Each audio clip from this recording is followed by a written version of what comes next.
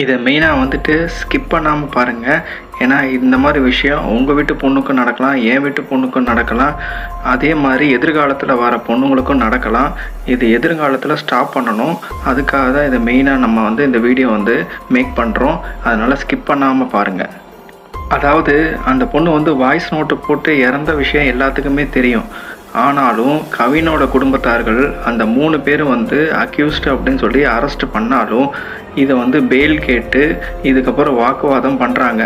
இதுக்கு எங்களுக்கு சம்மந்தம் கிடையாது, நாங்கள் வரதட்சணை கேட்கல, நாங்கள் எந்த தப்பும் பண்ணலை அப்படின்னு சொல்லிட்டு ஒரு வாதம் வைக்கிறாங்க. இது எந்த வகையில் சாத்தியம் அப்படின்றத நம்ம இந்த வீடியோவில் பார்க்குறோம். அதாவது அந்த பொண்ணுக்கு வந்து இந்த கல்யாணத்தில் விருப்பமே இல்லை, கட்டாய கல்யாணம் வந்துட்டு அவங்க குடும்பத்தார் வந்து பண்ணியிருக்காங்க, அந்த பொண்ணோட குடும்பத்தாரே பண்ணியிருக்காங்க.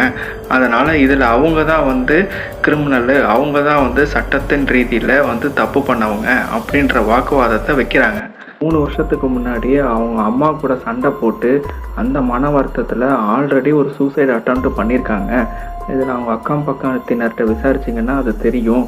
அதனால் மனதளவில் அவங்க வந்து ஆல்ரெடி வந்து வீக்கான ஆள், மென்டலி டிஸ்டர்பான ஆள்.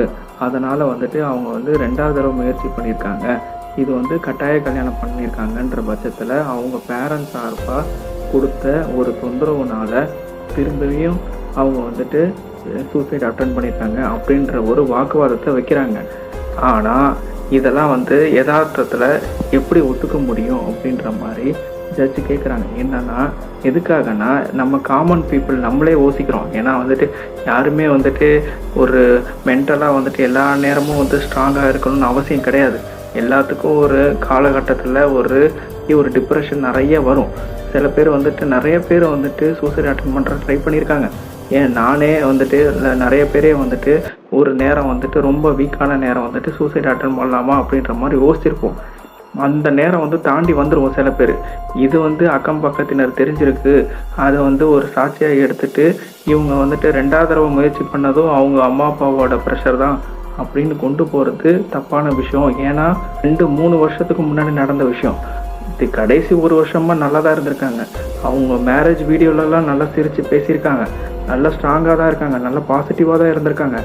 அதுவும் இல்லாமல் அவங்க அப்பாட்ட வந்துட்டு கல்யாணம் ஆகிறதுக்கு முன்னாடியே ஒரு 6 மாதத்துக்கு முன்னாடியோ இல்லை 3 மாதம் முன்னாடியோ பேசின விஷயம் வந்து கோர்ட்டில் சொல்லியிருக்காங்க. இந்த மாதிரி எனக்கு வந்துட்டு கல்யாணமே நடக்கலனாலும் பரவாயில்ல, ரொம்ப நாளாக கல்யாணம் வந்து மாப்பிள்ளை தேடிட்டு இருக்கீங்க, எனக்குன்னு ஒரு ராஜா வந்துட்டு பிறந்திருப்பான். இதை வந்து நியூஸ் பேப்பரில் நிறைய இடத்துல பப்ளிஷ் பண்ணியிருக்காங்க. இந்த மாதிரி நியூஸ் சேனலில் நிறைய இடத்துல சொல்லியிருக்காங்க. இதை நிறைய பேர் கேள்விப்பட்டிருப்பீங்க.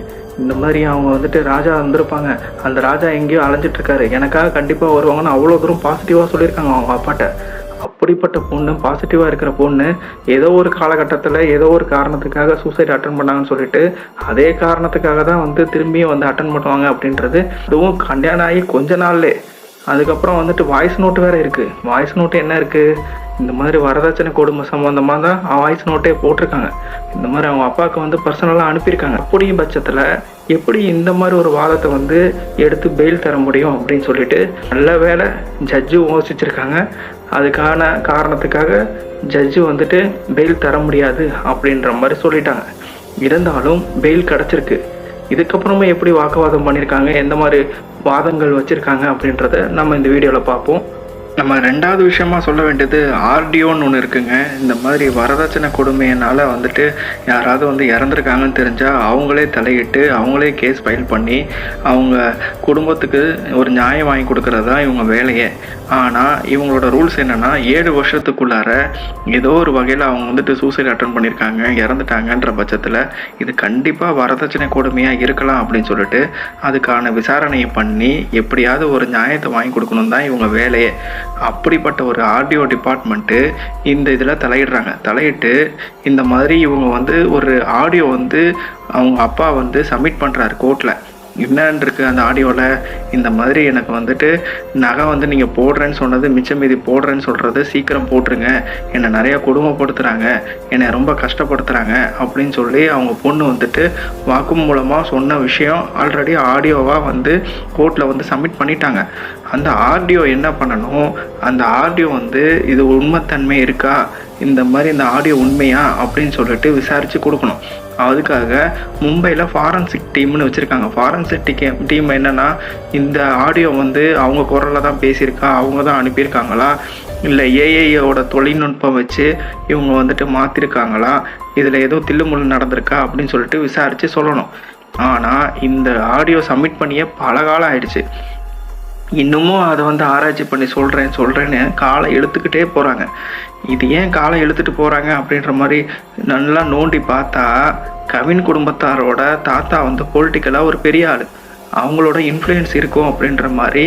அதுவும் இல்லாமல் அவங்க பணபலம் உள்ளவங்க, நிறைய பணம் இறைச்சி யாரையும் வந்துட்டு வேலை பார்க்க விடாமல் ரொம்ப வந்துட்டு ஒரு தொந்தரவு பண்ணுவாங்களோ அப்படின்ற ஒரு சந்தேகம் ரித்தன்யாவோட அப்பாவுக்கு ஆல்ரெடி வந்துருச்சு. அப்படின்ற பட்சத்தில் அவரும் வந்துட்டு நிறைய தடவை வந்து கோர்ட்டில் இதை வந்து வாதமாக சொல்கிறாரு. இருந்தாலும் ஆடியோவில் வந்துட்டு இந்த மாதிரி டிலே ஆகிறதுக்கு திரும்பி வந்துட்டு எந்த கேள்வியும் கேட்காம, இப்போ இவங்க டிலே பண்ணுறனால இவங்க ஒருவேளை உண்மையாக இருந்தாங்கன்னா, ஒருவேளை இவங்க வந்துட்டு கரெக்டான ஆளுங்க அப்படின்ற மாதிரி ப்ரூவ் பண்ணிட்டாங்கன்னா, அந்த ஆடியோவில் வந்த தகவல் வந்து இவங்களுக்கு வந்து சாதகமாக, கவின் குடும்பத்துக்கு சாதகமாக வந்துருச்சுன்னா, ஆர்டிஓவில் டிலே பண்ணுறது இது வந்து சிம்பிளான ஒரே ஒரு விஷயங்க. இந்த மாதிரி அவங்க குரல் உண்மைத்தன்மை இருக்கா, அது வந்து உண்மையான குரலா அப்படின்னு கண்டுபிடிச்சி சொல்லணும். அதுக்கு பழைய வந்து அவங்க ஆடியோ ரெக்கார்டு ஏதாவது எடுத்து அதோட கம்பேர் பண்ணி பார்க்கணும். ஏதாவது வந்துட்டு ஆர்டிஃபிஷியலாக வந்து சவுண்டு வருதா, உண்மைத்தன்மை இருக்கா, இந்த குரல் வந்து நேச்சுரலாக இருக்கா அப்படின்னு சொல்லி திரும்பி ப்ளே பண்ணி அதுக்கான ரிசல்ட்டை சொல்ல போகிறாங்க. இவ்வளோ தான் அவங்க பண்ண போகிறது. அதுக்கான ஏதாவது எக்யூப்மெண்ட் இருந்துச்சா அதை வச்சு டெஸ்ட் பண்ண போகிறாங்க. இதுக்கு ஏன் இவ்வளோ காலம் எடுத்துக்கணும்? அவங்க தாத்தா வந்து ஆல்ரெடி பொலிட்டிக்கலாக இன்ஃப்ளூயன்ஸ் ஆன ஆள், அவங்க வந்துட்டு இன்ஃப்ளூயன்ஸ் பண்ணுறாங்களா? அது இல்லாமல் ஸ்ட்ராங்காக வந்துட்டு அவங்க வந்துட்டு பணபலம் உள்ளவங்க, அவங்க வந்து பணத்தை வாரி இறைச்சி யாரையாவது வந்து தொந்தரவு பண்ணி இந்த கேஸை வந்து திசை திருப்ப பார்க்குறாங்களா? இப்படி எதுவுமே யோசிக்கல ஜட்ஜு. எல்லாமே வந்து சரி அப்படின்னு சொல்லிட்டு அவர் வந்து பெயிலையும் சாங்ஷன் பண்ணிட்டாரு. இப்போ தற்காலிகமாக வந்துட்டு அவங்க வந்துட்டு நிபந்தனை ஜாமீனாக வந்துட்டு அவங்க வந்து வாங்கிட்டாங்க. இது எப்படிங்க வந்துட்டு ஒரு ஆர்டிஓ வந்து அவங்க வேலை சரியாக பண்ணலன்னா ஜட்ஜு என்ன சொல்லணும்? இந்த வேலைக்கு என்னடா இவ்வளோ நேரம் எடுக்கிறீங்க, சீக்கிரம் இந்த வேலையை முடிங்கடா, நீங்கள் வந்துட்டு என்னை வந்து கோவப்படுத்தாதீங்க, சீக்கிரம் இந்த வேலையை முடிங்க அப்படின்னு ஒரு ப்ரெஷர் கொடுத்தா அந்த வேலை வந்து சீக்கிரம் முடிய போகுது. அதை விட்டுட்டு அவங்களுக்கு வந்து நியாயம் கிடைக்க வேண்டிய இடத்துல வந்துட்டு திரும்பி வந்துட்டு நிபந்தனை ஜாயின் பண்ணி கொடுத்தா அவங்க என்ன பண்ணுவாங்க? வெளியே வந்து ஆல்ரெடி வந்துட்டு இவங்க சைடு வந்துட்டு ஒரு ஃபால்ட்டாக வந்துட்டு அவங்க அப்பா வந்து சொல்கிறது என்னென்னா, போஸ்ட்மார்ட்டமே வந்துட்டு அவங்க வந்துட்டு சரியாக பண்ணலை, இந்த மாதிரி மேலோட்டமாக பண்ணிவிட்டு அவங்க வந்து விட்டுட்டாங்க, அவங்களுக்கு வந்து பாலியல் ரீதியாக வந்து பயங்கர தொந்தரவு பண்ணியிருக்காங்க அவங்க குடும்பம், அதெல்லாம் வந்து சரியாக வந்து என்னால் சொல்ல முடியல, கேரட்டை பயன்படுத்தியிருக்காங்க பாலியலில், அதுவும் இல்லாமல் வந்து வேக்கம் கிளீனரை பயன்படுத்தியிருக்காங்க, அவ்வளோ துன்புறுத்தலுக்கு இடையில தான் வந்து அவள் வந்துட்டு கஷ்டத்தை அனுபவிச்சிருக்கா, அதுக்கப்புறம் தான் வந்து சூசைடே அட்டன் பண்ணியிருக்கா அப்படின்னு சொல்லி அவங்க குடும்பத்தார் விசாரித்து அந்த அளவுக்கு சொல்கிறாங்க. அதையும் மீறி வந்துட்டு போஸ்ட்மார்ட்டம் மேலோட்டமாக பண்ணிவிட்டு அதை வேறு எரிச்சிட்டாங்க. அதுக்கப்புறம் போஸ்ட்மார்ட்டம் பண்ணதுக்கப்புறம் ரிசல்ட்டையும் கொடுத்துட்டு எரிச்சிட்டாங்க, அந்த பணத்தை வந்து எரிச்சிட்டாங்க. இனிமேல் திரும்பி ஒரு உடல் கூராய்வு பண்ண முடியாத அளவுக்கு அந்த கேஸை வந்து அவங்க வந்து நடத்துகிறாங்க. இப்படி ஒரு பொலிட்டிக்கல் இன்ஃப்ளூயன்ஸ் ஆல்ரெடி நடந்துருச்சு. இன்னமும் வந்து அவர் வந்து நீதி அரசர் மேலேயும் நீதி மேலேயும் எனக்கு நம்பிக்கை இருக்குது அப்படின்னு சொல்லி அவர் போராடிட்டுருக்காரு. இந்த நேரத்தில் இந்த மாதிரி ஒரு நிபந்தனை ஜாமீன் கொடுத்து அவங்கள வெளியே அனுப்பிட்டா ஆல்ரெடி அவங்க வந்து இந்த மாதிரி பெரிய ப்ரூஃபே அழிச்சிட்டாங்க, அந்த பொண்ணே இல்லை. இப்போ திரும்பி இந்த ப்ரூஃபெல்லாம் அழிக்க மாட்டாங்களா? திரும்பி வந்துட்டு வேறு ஒரு மிரட்டலோ இல்லை வந்து ஒரு அவங்களுக்கு குடும்பத்துக்கு வந்து எந்த அளவுக்கு தொந்தரவு கொடுத்தோ அவங்கள வந்துட்டு இந்த கேஸை வாபஸ் வாங்க வைக்க மாட்டாங்களா? ஏன் இந்த மாதிரி வந்துட்டு நீதியரசர்களும் நீதியும் நம்ம இடத்துல வந்து இப்படி செயல்படுது இப்படின்றது எனக்கு புரியவே இல்லைங்க. எனக்கு ரொம்ப கஷ்டமாக இருக்குது இதை வந்து கேட்கும்போது.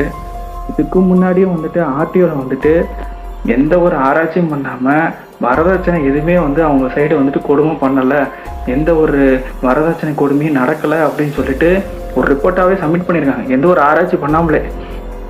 எப்படி அந்த ரிப்போர்ட்டை சப்மிட் பண்ணீங்க அப்படின்னு சொல்லிட்டு இந்த மாதிரி அவங்க அப்பா வந்துட்டு ரித்தன்யாவோட அப்பா வந்துட்டு ஆர்டிஓக்கே நேராக போயிட்டு அந்த ஆஃபீஸரை போய் பார்க்கலாம் அப்படின்னு போய் பார்த்தா அந்த ஆஃபீஸர் இல்லை, இன்றைக்கி வர மாட்டார், நாளைக்கு வர மாட்டார்னு சொல்லிட்டு அலைய விட்றாங்க.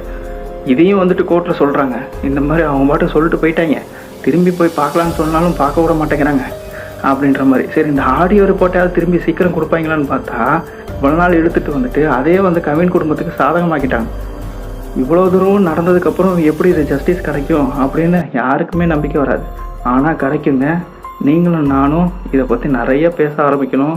இந்த மாதிரி யூடியூபர் நிறைய பேர் இந்த வீடியோ பார்த்துட்டு இருந்தீங்கன்னா கண்டிப்பாக இதை எடுத்து பேசுங்க, தயவு செய்து பேசுங்க. நிறைய பேர் பேசினா மட்டும்தான், நிறைய பேர் வந்து ஷேர் பண்ணுங்கள். இதை வந்து நிறைய பேர் பேச பேச ஜஸ்டிஸ் என்ன நினைப்பாரு அப்படின்னா, இதை நிறையா பப்ளிக்கில் இருக்கவங்க கூர்ந்து கவனிக்கிறாங்க. இது வந்து மக்கள் வந்து கூர்ந்து கவனிக்கக்கூடிய ஒரு கேஸு. இதில் எதுவும் தப்பு நடந்தால் நம்ம ஜஸ்டிஸில் வந்துட்டு யாருக்கும் நம்பிக்கை இல்லாமல் போயிடும். அதனால் வந்து இதை வந்து நம்ம கரெக்டாக நடத்தணும் அப்படின்ற ஒரு ப்ரெஷர் வரும். நீங்களும் நானும் பேசாமல் 10ஓட 11வது ஒரு கேஸு, 10ஓட 11வது பிரச்சனை அப்படின்னு நடந்து நம்மளும் போயிட்டோம்னா நம்ம குடும்பத்துக்கு இது நடக்கலாங்க. இது நடக்கும்போது நமக்கு அந்த வழி என்னன்னு தெரியும். அதனால் தயவுசெய்து எல்லாரும் பேசுங்க. இது எப்படியாவது வந்து நிறையா இடத்துல பேசுனீங்கன்னா மட்டும்தான் ஜஸ்டிஸுக்கு இந்த மாதிரி பப்ளிக்கில் இது ஒரு பெரிய ஒரு இம்பார்ட்டன்ஸ் கொடுக்கக்கூடிய ஒரு கேஸு. இது வந்து பப்ளிக்கு ஒரு நம்பிக்கைக்குரிய ஒரு கேஸு, நம்பிக்கை வர வேண்டிய கேஸு. நீதி மேலே, நீதி அரசர்கள் மேலே ஒரு நம்பிக்கை வரும் அப்படின்றதுக்காக இதுக்கு இம்பார்ட்டன்ஸ் கொடுப்பாங்க. அதனால் தயவுசெய்து இதை நிறைய பேருக்கு ஷேர் பண்ணுங்கள், நிறைய பேர் பேசுங்க. இது என்னோட தாழ்வான வேண்டுகோள். இதுக்காக தான் இது ஜெயிக்கும்னு நான் சொல்கிறேன். கண்டிப்பாக ஜெயிக்கும்னு நம்புவோம்.